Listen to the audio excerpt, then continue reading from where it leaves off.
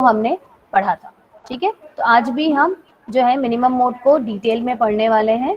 तो I hope आपको, आप लोग को मेरी स्क्रीन दिख रही होगी।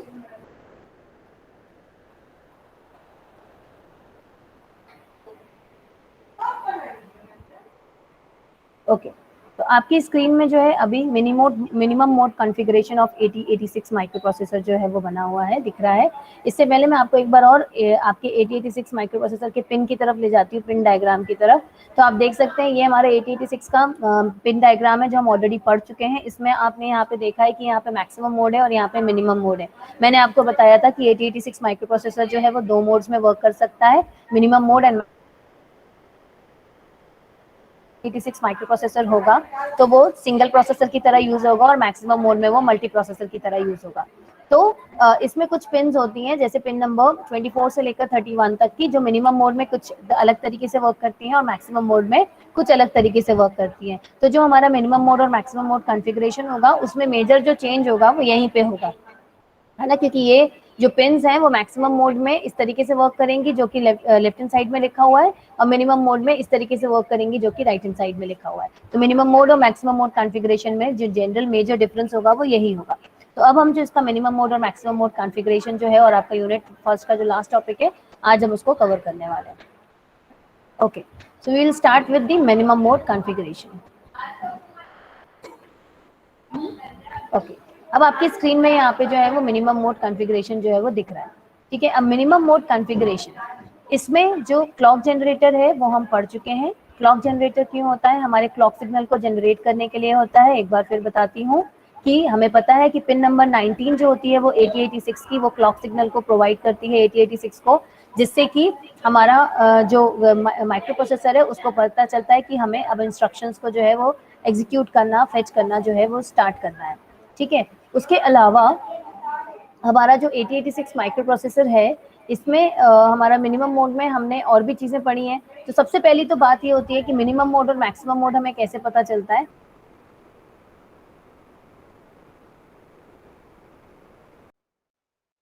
तो आपको याद होगा कि 8086 में हमारा एक पिन होती है हमारी यहाँ पे, है ना, ये जो हमारी पिन है ये आप देख सकते हैं मिनिमम मैक्सिमम। पिन नंबर 33 बताती है हमारे 8086 को कि उसको मिनिमम मोड में वर्क करना है या मैक्सिमम मोड में वर्क करना है। अगर ये पिन जो होती है, अगर इसकी वैल्यू है अगर 1 है, यानी अगर ये पिन एक्टिवेट होती है तो ये मिनिमम मोड में वर्क करती है, और अगर ये 0 होता है तो ये मैक्सिमम मोड में वर्क करता है, क्योंकि आप देख सकते हैं MX के ऊपर बार लगा हुआ है। तो ये बात आप लोगों को पता हुआ है, DSD में मैंने आप लोगों को समझाया था कि अगर किसी भी टर्म के ऊपर, जैसे हमारा जो वेरिएबल है ए, अगर उसमें बार लगा होता है यानी वो ए का कॉम्प्लीमेंट्री होता है, तो अगर ए की वैल्यू 0 है तो उसका जो कॉम्प्लीमेंट्री है उसका वैल्यू 1 होगा। तो अगर हमें इस कॉम्प्लीमेंट्री वाला यानी MX को एक्टिवेट करना है तो हमारे इस सिग्नल की वैल्यू 0 होनी चाहिए। ठीक है, तो जब हमारा ये सिग्नल 0 होगा तब ये हमारा जो 8086 माइक्रो प्रोसेसर है वो मैक्सिमम मोड में वर्क करेगा, और अगर इसकी वैल्यू 1 होगी तो हमारा 8086 जो माइक्रो प्रोसेसर है वो मिनिमम मोड में वर्क करेगा। ओके,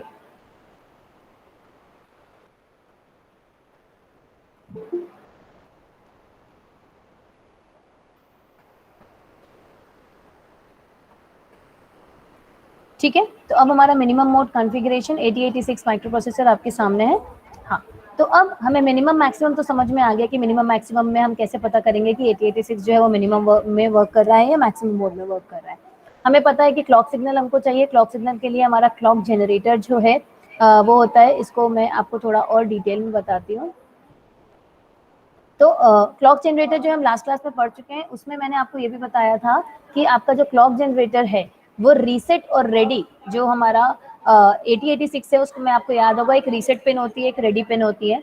तो 82 84 जो क्लॉक जनरेटर है वो रीसेट और रेडी पिन से भी जो है उसको सिंक्रोनाइज होना जरूरी होता है, क्योंकि अगर वो सिंक्रोनाइज नहीं है तो हमारा जो रेडी सिग्नल है, अगर आपको जो पेरिफेरल्स हैं, आपको पता है रेडी सिग्नल हमारा क्यों काम आता है, क्योंकि पेरिफेरल डिवाइसेस जो होते हैं, इनपुट आउटपुट डिवाइसेस, वो 8086 को बताते हैं कि yes we are ready to execute the next task.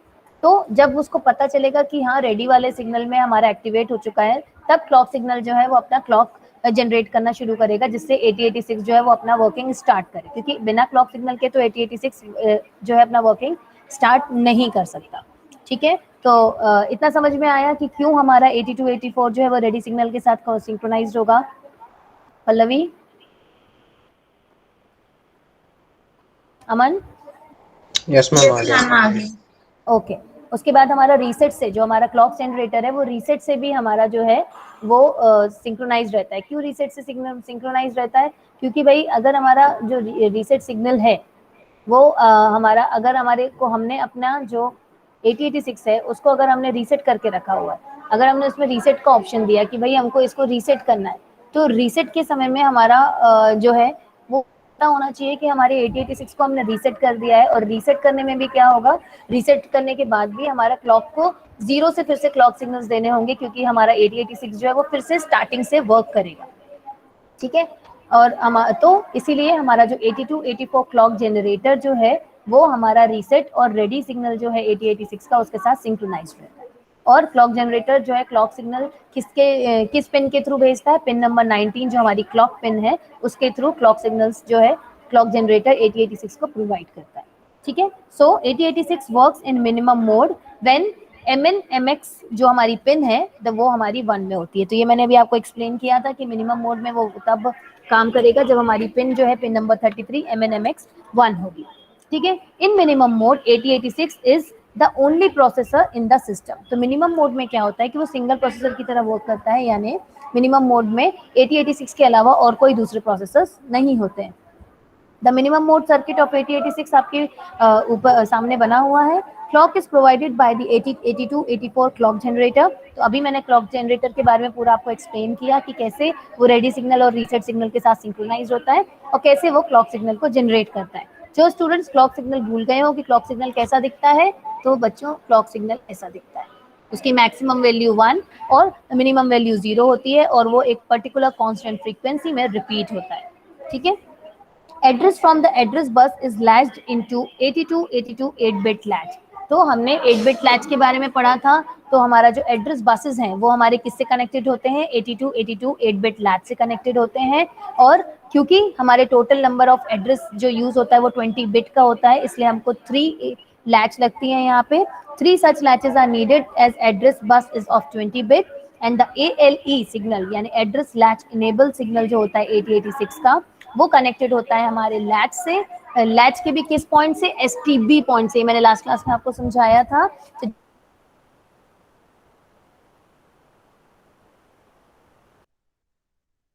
Through समझ में आता है, उसको पता चलता है कि अब मुझे लैच को इनेबल करना है और एड्रेस को लैच करना स्टार्ट करना है। ठीक है।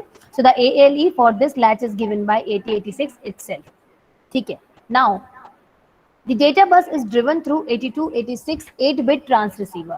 तो अब हमें क्या पता है कि एड्रेस तो हो गया, एड्रेस फेच कर लिया हमने लैच के हेल्प से। उसके बाद हमको क्या है? डेटा फेच करना होता है। तो डेटा फेच भी करना होता है और डेटा को ट्रांसमिशन और रिसीविंग भी करना होता है। भाई माइक्रो प्रोसेसर है, वो डेटा को प्रोसेस करेगा, तो प्रोसेस करने के बाद खुद के पास तो रखेगा नहीं, वो ट्रांसमिट करेगा और उसके अलावा इनपुट डेटा उसको चाहिए होगा तो वो रिसीव भी करेगा। तो यानी 8086 जो है वो ट्रांसमिशन भी करेगा और रिसीविंग भी करेगा। तो उसके लिए क्या है? ट्रांस रिसीवर चाहिए हमारे 8086 को। तो हम इसमें कौन सा ट्रांस रिसीवर यूज करते हैं? 82 86 ट्रांस रिसीवर यूज हम करते हैं। 82 86 ट्रांस रिसीवर जो होता है वो भी 8-बिट ट्रांस रिसीवर होता है। And as we already know कि 8086 जो है हमारा वो 16-बिट माइक्रो प्रोसेसर है, यानी ये 16-बिट डेटा को हैंडल कर सकता है। इसकी जो डेटा बसेस होती हैं वो 16-बिट की होती हैं, इसीलिए हमको टोटल 2 ट्रांस रिसीवर यूज करने पड़ते हैं, बिकॉज एक ट्रांस रिसीवर 8-बिट का है, तो 8 + 8 16-बिट ट्रांस रिसीवर। क्लियर है ये अमन? Yes ma'am. ओके। ठीक है। देन क्या है हमारा? तो the data bus is driven through 82 86 8-बिट transceiver. 2 such transceiver are needed as the data bus is of 16-bit, as I already told you. The transceiver are enabled through DEN। अब मैंने ये आपको बताया था कि मिनिमम मोड में हमारी जो पिन डायग्राम है उसमें हमारे 2 सिग्नल हमने देखे थे, एक था DTR- और एक था DEN-। तो ये दोनों जैसे DEN- जो है वो एक्टिव लो सिग्नल है। मैं आप लोग को बार बार ये सारी चीजें इसलिए बताती हूँ जिससे आप लोगों को याद रहे, ये चीजें बार बार रिवाइज होती रहे। ठीक है। तो DEN जो है वो एक्टिव लो सिग्नल है, मतलब जब उसकी वैल्यू 0 होगी तब वो एक्टिव होगा। वाई? बिकॉज वो कॉम्प्लीमेंट है, उसके ऊपर जो है वो बार बना हुआ है। ठीक है। सो the transceiver are enabled through the DEN signal. Pin diagram में जब हमने DEN पढ़ा था, मैंने आपको एक्सप्लेन किया था कि ये आपका डेटा इनेबल सिग्नल होता है। डेटा इनेबल सिग्नल अगर हमारा एक्टिवेटेड होता है तो वो हमारा जो है हमारा ट्रांस रिसीवर उसको इनेबल करता है, यानी उसको एक तरीके से आप बोल सकते हो एक्टिवेट कर देता है, जगा देता है कि अब हमको डेटा का ट्रांसमिशन या रिसेप्शन स्टार्ट करना है, तो भाई तुम जाग जाओ। ठीक है, तो ये जो DEN सिग्नल होता है वो ट्रांस रिसीवर के OE सिग्नल से कनेक्टेड होता है। तो जैसे ही DEN सिग्नल हमारा 8086 एक्टिवेट करता है, वो सिग्नल भेज देता है 8286 के OE में। तो जो हमारा 8286 का OE जो है वो जो है एक्टिवेट हो जाता है और 8286 हमारा स्टार्ट हो जाता है। ठीक है, उसके बाद हमारा जो DTR डैश आप देख रहे हैं, DTR डैश जो है वो यहाँ पे T से कनेक्टेड है। तो ये जो T है हमारा ट्रांस रिसीवर का, वो ये डिसाइड करता है कि फ्लो क्या है हमारे ट्रांस रिसीवर में, ट्रांसमिशन हो रहा है या रिसेप्शन हो रहा है डेटा का। ठीक है, तो ये बातें जो है मैंने आप लोग को ऑलरेडी पिन डायग्राम में एक्सप्लेन कर चुकी हूँ। ठीक है, सो DEN is connected to OE and DTR dash is connected to T. Both DEN and DTR are given by 8086 itself. तो 8086 जो है वो DEN और DTR dash को देता है। कब देता है? इंस्ट्रक्शंस के अकॉर्डिंग देता है। भाई जैसे इंस्ट्रक्शन उसको मिले, अब उसको एड्रेस मिल चुका है, उसको डेटा मिल चुका है और उसको इंस्ट्रक्शंस भी, भाई एड्रेस मिल चुका है तो वो इंस्ट्रक्शंस में भी जा चुका है। अब इंस्ट्रक्शंस जैसे ही प्रोसेस होना शुरू होंगे, उसको पता चलेगा कि भाई अब प्रोसेसिंग करनी है, प्रोसेसिंग करने के लिए हमको डेटा का एड्रेस तो मिल चुका है, अब डेटा चाहिए, डेटा के चाहिए है तो हमको ट्रांस रिसीवर लगेगा, क्योंकि हमें उसमें रिसीविंग करनी है डेटा की, और उसके बाद हमें फिर बाद में उसको इनपुट आउटपुट में ट्रांसफर भी करना होगा, ट्रांसमिशन भी करना होगा, तो हमको डेटा ट्रांस रिसीवर लगेगा।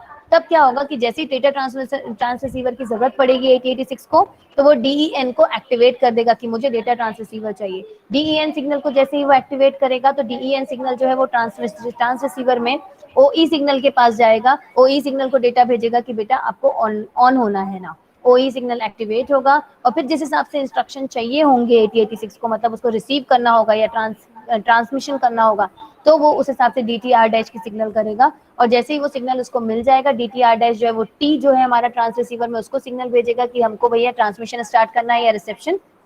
उस हिसाब से हमारा ट्रांस रिसीवर जो है वो रेडी हो जाएगा कि उसको क्या परफॉर्म करना है, ट्रांसमिशन या रिसेप्शन। ठीक है, क्लियर है इतना? अभिनंदन, आरती, मैम। ओके, ठीक है। तो इतना हुआ हमारा कि हमें ये समझ में आया कि 8086 के मिनिमम मोड कॉन्फ़िगरेशन में कैसे हमारा ट्रांस रिसीवर वर्क करेगा, कैसे हमारा लैच वर्क करेगा और कैसे हमारा क्लॉक जनरेटर वर्क करेगा।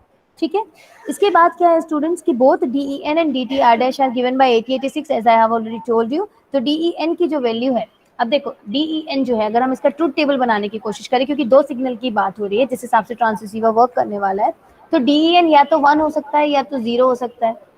ठीक है, क्योंकि या तो वो इनेबल हो सकता है या तो वो मतलब एक्टिवेटेड हो सकता है या तो डीएक्टिवेटेड हो सकता है। और वहीं पे हमारा DTR डैश है, जो मतलब जैसे हमारा हो गया DEN और एक हो गया हमारा DTR डैश। ठीक है, तो ये या तो हमारा DEN 1 होगा या तो 0 होगा। ठीक है, अब जब DTN 1 होगा तो एक होगा कि हमारा अभी भी ट्रांस रिसीवर जो है वो डिसेबल्ड है। ठीक है, DEN 1 यानी अब आपको पता है DEN जो है वो एक्टिव लो सिग्नल है। एक्टिव लो सिग्नल है मतलब हमारा DEN की वैल्यू अगर 1 है, यानी DEN हमारा जो है वो कंप्लीटली DEN डैश जो है वो हमारा 0 हुआ। तो DEN डैश अगर हमारा 0 है मतलब हमारा जो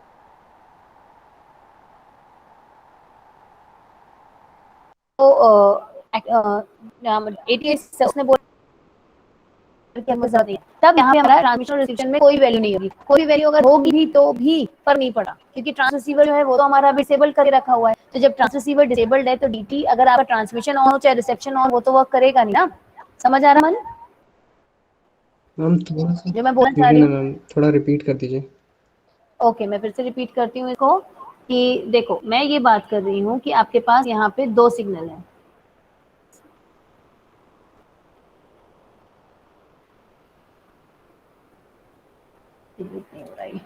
हाँ, तो यहाँ पे आपके पास दो सिग्नल हैं, एक है हमारा DEN डैश और DTR डैश। ठीक है, तो DEN जो डैश हमारा सिग्नल है जब वो 1 होता है मतलब कि हमारा वो सिग्नल डीएक्टिवेटेड है, मतलब जब वो 1 होता है यानी ट्रांस रिसीवर को डिसेबल्ड रखना है। इतना समझ में आ रहा है? यस मैम, इतना आया।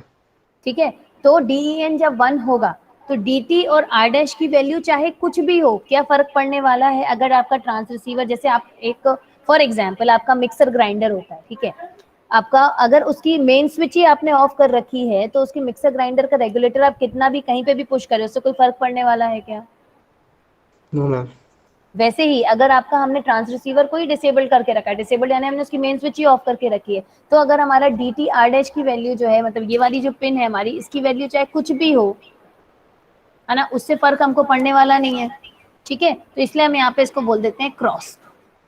ठीक है, अब उसके बाद हमारा जब डी एन जो है वो 0 है, मतलब हमारा अब हमारा जो ट्रांस रिसीवर है उसको हम क्या कहते हैं, एक्टिवेट करेंगे। एक्टिवेट कर दिया है, इनेबल कर दिया है। जब इनेबल कर दिया है तो हमारा डी टी आर डैश या तो 0 हो सकता है या तो 1 हो सकता है, दो वैल्यू हो सकती है डी टी आर डैश की। अब हमको पता है कि जब 0 है मतलब हमारा रिसीविंग ऑफ डेटा होने वाला है, क्योंकि जब 0 है तो आर डैश हमारा एक्टिवेटेड रहेगा और डी टी जो है वो इनएक्टिवेटेड रहेगा, यानी रिसीविंग ऑपरेशन होने वाली है। और जब 1 है तो हमारा ट्रांसमिशन ऑपरेशन होने वाला है। क्लियर है ये बात? Yes ma'am. ठीक है, किसी और को कोई डाउट तो नहीं है? अमन का मैं नाम ले रही हूँ इसका मतलब ये नहीं है कि बाकी क्लास को सोना है। किसी और को कोई डाउट? आरती समझ में आ रहा है बेटा? Yes ma'am. ओके, ठीक है, तो ये हुआ। अब उसके बाद हमारा आता है नेक्स्ट। नेक्स्ट आप जो यहाँ पे देख रहे हैं वो है memory input output read and right. तो क्या होता है स्टूडेंट्स कि हमारा मिनिमम मोड में हमको मेमोरी इनपुट आउटपुट और रीड और राइट ऑपरेशन की जरूरत होती है। रीड ऑपरेशन मैंने आप लोगों को समझाया था पिन डायग्राम के समय कि जब भी हमारा रीड ऑपरेशन जो है वो ये शो करता है कि हमारा 8086 जो है वो रीडिंग ऑपरेशन कर रहा है या नहीं कर रहा है। तो अगर हमारा रीड ऑपरेशन जो है वो एक्टिवेटेड है, मतलब हमारा रीड ऑपरेशन की जो वैल्यू है तब वो 0 होनी चाहिए। जब 0 है तब ये वो एक्टिवेटेड है। तो जब वो एक्टिवेटेड है तब यानी हमारे 8086 जो है वो रीड कर रहा है। अब लेकिन रीड भी कहाँ से कर रहा है, मेमोरी से कर रहा है या इनपुट आउटपुट डिवाइस से कर रहा है? तो वो बताने के लिए हमारा मेमोरी इनपुट आउटपुट जो है, ये वाली जो सिग्नल है वो होती है कि वो मेमोरी पे वर्क कर रहा है या इनपुट आउटपुट पे वर्क कर रहा है।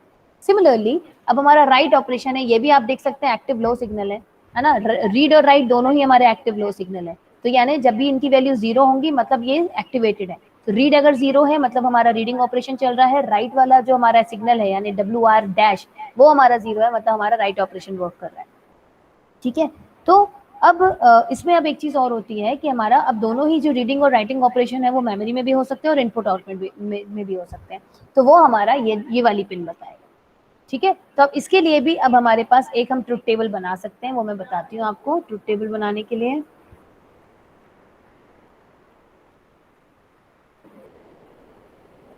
मैं क्लीन कर दूं, ये थोड़ा ज्यादा गंदा सा दिखने लगा। ओके,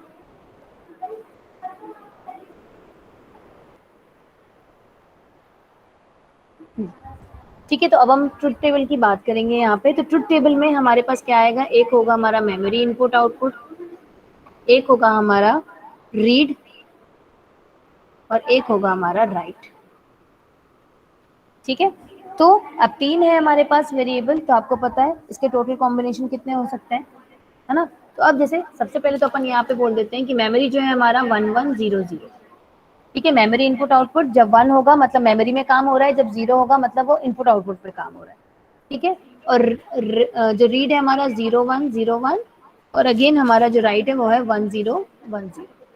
ठीक है, तो पहले वाले कंडीशन की अगर अपन बात करें, मैं इसके आउटपुट जो है वो इस तरफ यहाँ पे लिखती हूँ, स्टेटस या ऑपरेशन हम इसको बोलेंगे। ठीक है, तो इस समय में बताओ पहले वाले में जो है हमारा मेमोरी एक्टिवेटेड है, अब उसमें रीड होगा या राइट होगा, बताओ कौन बताएगा? आकाश, अदिति? मैम राइट होगा। राइट नहीं होगा बेटा, रीड होगा, क्योंकि ये एक्टिव लो सिग्नल्स है ना दोनों ही। तो जब इसकी वैल्यू 0 होगी तब वो yes activate ma'am, yes ma'am, बाहर वो देखा है। है ना। तो इसीलिए यहाँ पे मेमोरी रीड होगा। ठीक है, क्योंकि मेमोरी हमारी एक्टिवेट, मेमोरी हमारा एक्टिव लो नहीं है, इनपुट आउटपुट हमारा एक्टिव लो है। ठीक है, तो अगर ये 1 है तो इनपुट आउटपुट हमारा नहीं एक्टिवेटेड है, मेमोरी एक्टिवेटेड है ना। तो मेमोरी रीड होगा। सिमिलरली सेकंड वाले में मेमोरी राइट होगा, क्योंकि राइट भी जो है वो हमारा एक्टिव लो सिग्नल है, 0 है मतलब राइट होगा। तीसरे में अपन अब आते हैं यहाँ पे, तो अब ये 0 हो चुके हैं, तो इन दोनों कंडीशन में हमारा मेमोरी अब इनएक्टिवेटेड है, इनपुट आउटपुट जो है वो एक्टिवेटेड है। तो अब ये जो यहाँ पे अब इस कंडीशन में इनपुट आउटपुट रीड होगा और इस वाले कंडीशन में इनपुट आउटपुट राइट होगा। क्लियर है ये बात?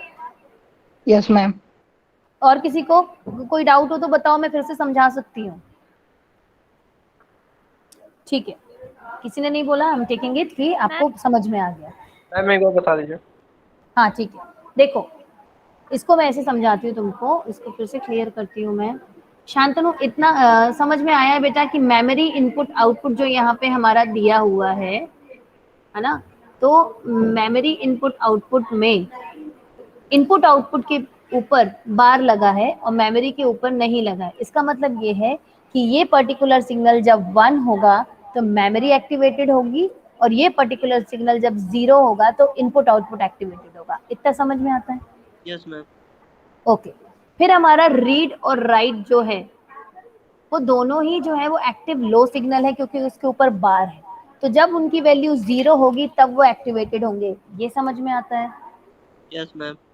ओके, अब मैं आपको बोलती हूँ मेमोरी इनपुट आउटपुट, ठीक है, और रीड। अभी अपन सिर्फ इसकी बात करते हैं। तो मेमोरी इनपुट आउटपुट या तो 1 हो सकता है या तो 0, ठीक है।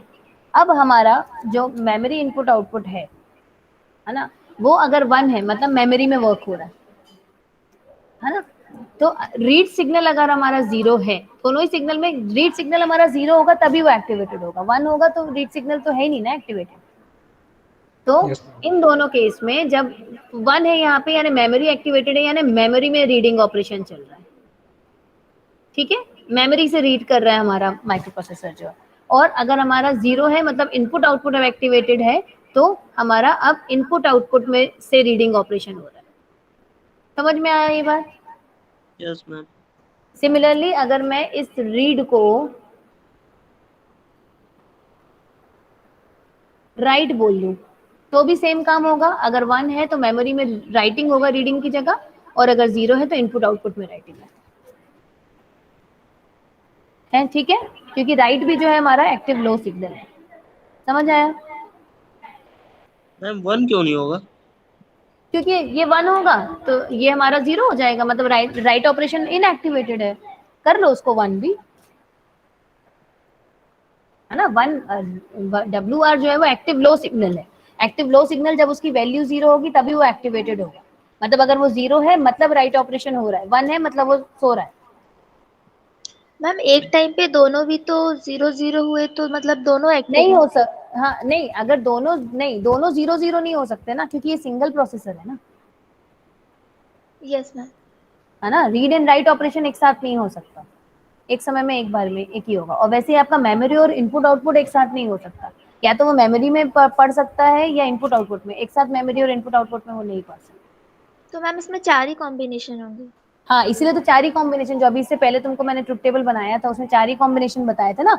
मेमोरी में 1 1 0 0 और फिर रीड में 0 1 0 1 और राइट में 0 1 0 1, ठीक है। Yes ma'am. ओके, तो memory input output dash RD dash and WR dash are decoded by 328 decoder, ठीक है। तो ये इसमें हमारा, इसको अब हमारा भाई इसमें डिकोडर की जरूरत पड़ेगी। मैंने आपको बताया था लास्ट क्लास में कि मैंने अब हमारा, अगर हम इसमें रीड एंड राइट की बात कर रहे हैं तो ऑब्वियसली जब वो रीड करेगा तब भी उसको डिकोडर की जरूरत पड़ेगी, क्योंकि सेम लैंग्वेज में तो होता नहीं। मशीन लैंग्वेज और जो लिखी हुई होती चीजें हमारी, इन सब की लैंग्वेज सेम तो नहीं होती, तो उसको डिकोड करने की जरूरत पड़ेगी। और सिमिलरली उल्टा भी होगा, जब राइट भी करेगा तो भी डिकोडिंग की जरूरत पड़ेगी। तो यहाँ पे हमारा 328 डिकोडर जो कि IC 74138 है वो हमारा यहाँ पे कनेक्टेड होता है। बस request DMA is done using hold and hold HLDA signal. अब ये सारी चीजें इस तरफ की हो गई। अब जो यहाँ पे जो सिग्नल्स हैं, ये सिग्नल्स के बारे में ऑलरेडी जब हमने पिन डायग्राम पढ़ा था, जो लेफ्ट हैंड साइड में आपके सिग्नल्स हैं, वो सारे के सारे सिग्नल्स हम पिन डायग्राम में डिटेल्स में पढ़ चुके हैं। तो सिंपल एक एक लाइन में मैं आपको इसको एक्सप्लेन करके खत्म करूंगी, ठीक है।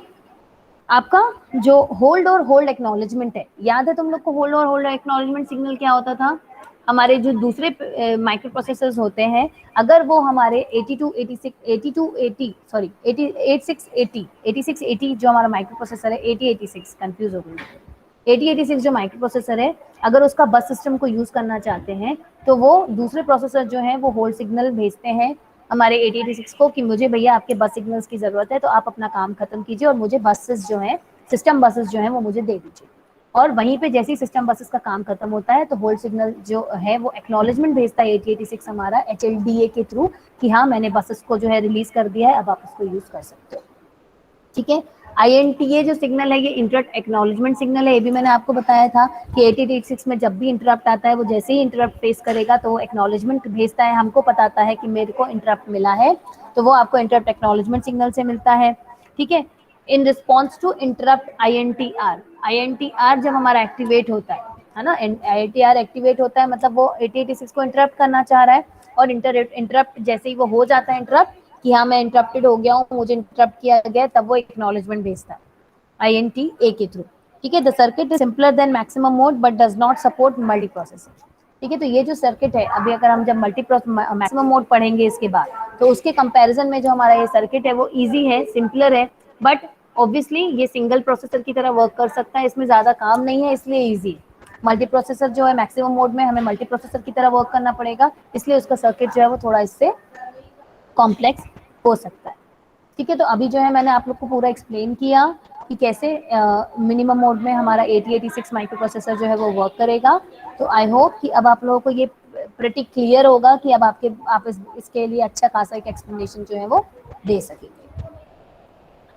ठीक है, अब सिमिलरली हमारा जो है मैक्सिमम मोड की बात कर सकते हैं हम। तो अभी मैक्सिमम मोड में पूरे डिटेल में नहीं, लेकिन फिर भी एक ओवरव्यू आप लोग को दे देती हूँ मैक्सिमम मोड का।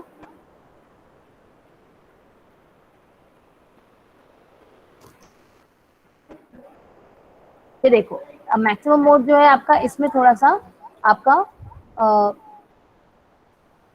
कॉम्प्लेक्स हो जाता है सर्किट, है ना। तो क्लॉक जनरेटर तो वैसे का वैसा है, आपको लेफ्ट हैंड साइड में जो मिल रहा है दिख रहा है टॉप में, क्लॉक जनरेटर वैसे का वैसा है, बिट लैच वैसे का वैसा है, ट्रांस रिसीवर वैसे का वैसा है। आपको जो चेंजेस आएंगे इसमें वो रहेगा बस कंट्रोलर, जो आपको नीचे दिख रहा है 82 88 जो है वो बस कंट्रोलर यूज हो रहा है, उसमें चेंजेस आएंगे। और बाकी आपको जो इस तरफ जो आपकी वो दिख रही है NMI और INTR, तो इंटरप्ट रिक्वेस्ट है, सेम है। यहाँ पे होगा बस रिक्वेस्ट लॉजिक, जो आपको ग्रांट के लिए रिक्वेस्ट और ग्रांट किया जाता है, और टेस्ट और QS जो हमारा स्टेटस बताता है, क्यू का स्टेटस बताता है, इन सब चीज़ों के बारे में। ठीक है, तो ये सारी चीज़ें जो है हम एग्जैक्टली लास्ट क्लास में पढ़ेंगे। मिनिमम मैक्सिमम मोड तो आपको पता है कि लॉजिक 0 में रहेगा इस बार, तभी हमारा मैक्सिमम मोड में वर्क करेगा ये। और हमारा जो बस कंट्रोलर है, हमने आपको बताया था कि हमारी स्टेटस होते हैं हमारे माइक्रो प्रोसेसर के अलग अलग, तो यहाँ पे इस स्टेटस के हिसाब से हमारा 82 88 बस कंट्रोलर जो है वो वर्क करेगा। ठीक है, तो इसका जो फुल एक्सप्लेनेशन है वो हम नेक्स्ट क्लास में कर लेंगे। ठीक है, तब तक के लिए अभी अपन आज के लिए बस मेरे ख्याल से काफ़ी है, और टाइम भी अब ज़्यादा नहीं बचा है। तो आज की क्लास में बताओ, अगर किसी को कुछ ना समझ में आया हो तो फिर हम उसको क्लियर कर सकते हैं।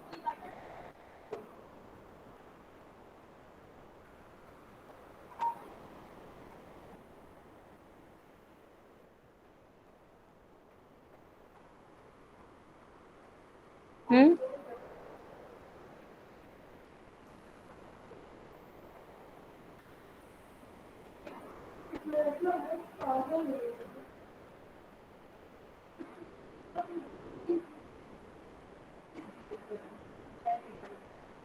चलो कोई नहीं।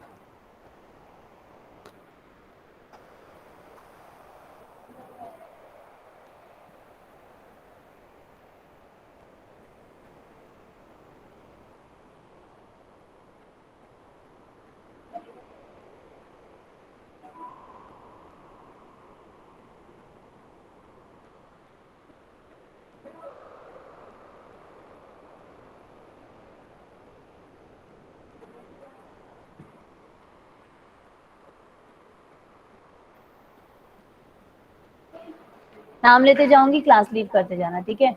आकाश, आरती, अभिनंदन, अदिति, आदित्य, फिर आकाश एब्सेंट है, अमन,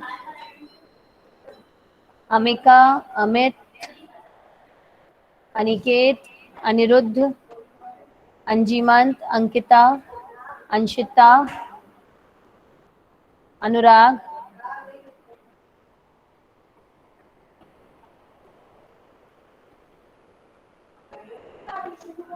अरीबा, आर्यन, आर्यन, आशिफ, अस्तित्व, अविरल, आयुष चौबे, आयुष श्रीवास, भाग्यश्री, दीक्षा है नहीं, दीपिका, दिव्यांशु, पायका, फातिमा, गोविंद, हर्ष, हर्ष शाक्या, हेमंत, हिमांशु सोलंकी, ऋषिकेश, जय, करण पवार, करण सेंदाने, केशव, कृति, कृतिका, शांतनु,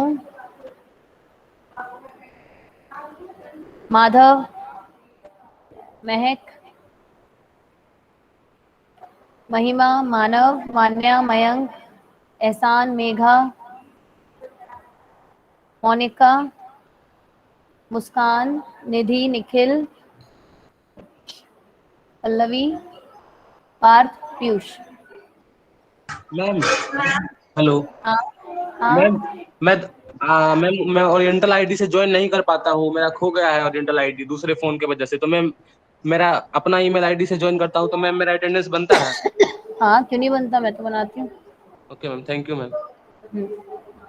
मैम हाँ बेटा, मैम मूडल पे आपने बोले थे कि असाइनमेंट के क्वेश्चंस दिए हुए हैं, पर वहाँ पे क्वेश्चंस नहीं है, नोट्स ही है।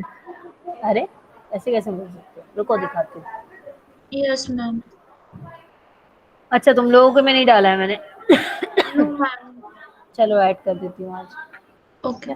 हाँ।